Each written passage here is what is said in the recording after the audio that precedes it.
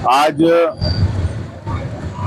Nashik division के IG साहब जो एसआईटी टीम के चीफ है, आज उनसे हमने मुलाकात की। माइनॉरिटी डिफेंस कमेटी के जिम्मेदारान ने और बहुत अच्छे माहौल के अंदर बहुत अच्छी बातचीत हमारी हुई है। हमने उनसे सबसे पहले तो ये बात का खुलासा किया है, क्लियर किया है कि एसआईटी के विरोध में हम नहीं है। एसआईटी जो इंक्वायरी कर रही है वो करे।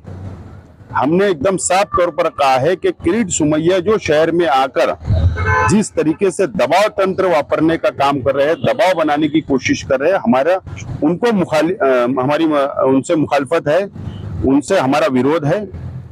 एकदम साफ तौर पर हमने क्लियर किया। दूसरी बात हमने ये भी क्लियर की, अगर कोई रोहिंग्या, कोई बांग्लादेशी, कोई पाकिस्तानी अगर इलीगल तौर पर हिंदुस्तान में आया है और हमारे शहर में रहता होगा, अगर आपको हाथ लगता है तो ले जाओ, हम उसका समर्थन नहीं करेंगे, उसकी हिमायत नहीं करेंगे। लेकिन मालेगांव शहर की आवाम को, खास तौर पर गोर गरीब लोगों को, औरतों को, महिलाओं को जिस तरीके से हमको नजर आ रहा है कि गरीब लोग इसके अंदर ज्यादा नजर आ रहे हैं, जो अपना दाखला बनाए, आधार कार्ड बनाए, जन्म दाखला बनाए, लिविंग सर्टिफिकेट बनाए, तो उन लोगों ने एक एजेंट के मार्फत बनाया। कम पढ़े लिखे लोग हैं। हमने उनसे रिक्वेस्ट की है कि औरतों के लिए आप थोड़ा हमदर्दी का नजरिया रखे, हमदर्दी उनसे रखिए। आज 2 औरतें जेल के अंदर है, 5 दिन की पीसी मिली हुई है, उनका परिवार परेशान है, बच्चे परेशान है, शहर परेशान है, शहर में डर का माहौल है। इस तरीके से हमने कहा तो उन्होंने यकीन दिलाया है कि हम सहानुभूति रखेंगे, हमदर्दी रखेंगे, आप इत्मीनान रखें। हमको उन्होंने यकीन दिलाया है।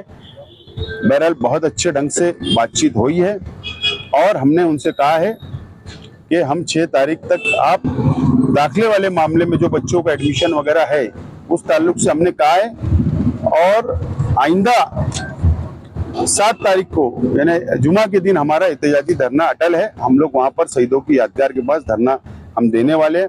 बहरहाल जो आज की मुलाकात हमारी अपनी हुई है, बहुत अच्छी बातचीत हुई है। हमने उनको मेमोरेंडम भी दिया है और उन्होंने कहा है कि हम सहयोग करेंगे, आप भी सहयोग करें। इस तरीके का आज बातचीत हुई है। आज माइनॉरिटी डिफेंस कमेटी ने एसआईटी की पूरी टीम के साथ मुलाकात की और जो हमारी डिमांड थी, एक बड़ी कामयाबी हम इसे मानते हैं कि आज जो आईजी साहब थे उन्होंने कहा कि आपकी जो डिमांड है कि लोगों के घरों पर जाकर जो पूछताछ और कागज पत्तर लिए जा रहे हैं उससे एक डर और खौफ का जो माहौल है, तो उन्होंने कहा कि वो हम आने वाले सैटरडे से यहीं पर शुरू कर देंगे, यहीं पर बुलाएंगे, यहीं कागज पत्तर जांच करेंगे। उससे ये होगा कि जो लोगों ने कागज पत्तर बनाया है, कम से कम उनके जिम्मेदार घर का जो बड़ा है वो साथ में आएगा और कागज पत्तर चेक होगा। तो जो शहर में एक खौफ का माहौल है उसमें कहीं ना कहीं कमी आएगी। दूसरा, बच्चों के एडमिशन का जो सवाल है उस पर उन्होंने कहा कि हम सरकार को वो भेजते हैं और मेमोरेंडम जो है आपका वो सरकार को भेजते हैं, और आगे जो है उसमें हम कोशिश यही करेंगे कि बच्चों का तालीम का नुकसान ना हो।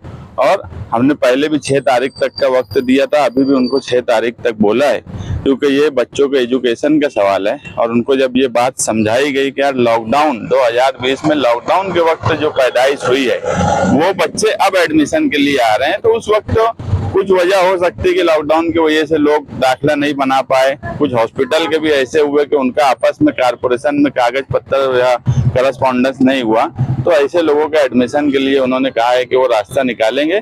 लेकिन कुल मिला के आज जो डिफेंस कमेटी की मीटिंग हुई, ये इंशाअल्लाह आने वाले वक्त में शहर के हक में एक अच्छा हो जाएगा और जो तकलीफ हो रही है उसमें कहीं ना कहीं कमी आएगी। बाकी जो कानूनी तौर पे लड़ाई हमारी लीगल टीम लड़ रही है वो आप लोगों के सामने है। हम बस यही चाहते हैं कि जिस हिसाब से कार्रवाई हो रही है, और खास तौर से जैसा भी आसिफ भाई ने बात बताया कि औरतों के मामले में खास तौर से कि कहीं ना कहीं नरम रवैया होना चाहिए, और उन्होंने ये बात मानी है। और उन्होंने कहा कि हम हमारी टीम में 2 लेडीज पुलिस को भी लिया, वो भी वहाँ बैठे थे, तो ऐसा लगता है कि आने वाले वक्त में कुछ नरम रवैया होगा। जुमा को धरना ना दिया जाए, ऐसा कोई अपील वगैरह की ये है? हमारा अटल है सर। नहीं तो कुछ बोलेंगे? हमारा धरना अटल, अपील उपिल हम मानते उनते नहीं। ठीक है।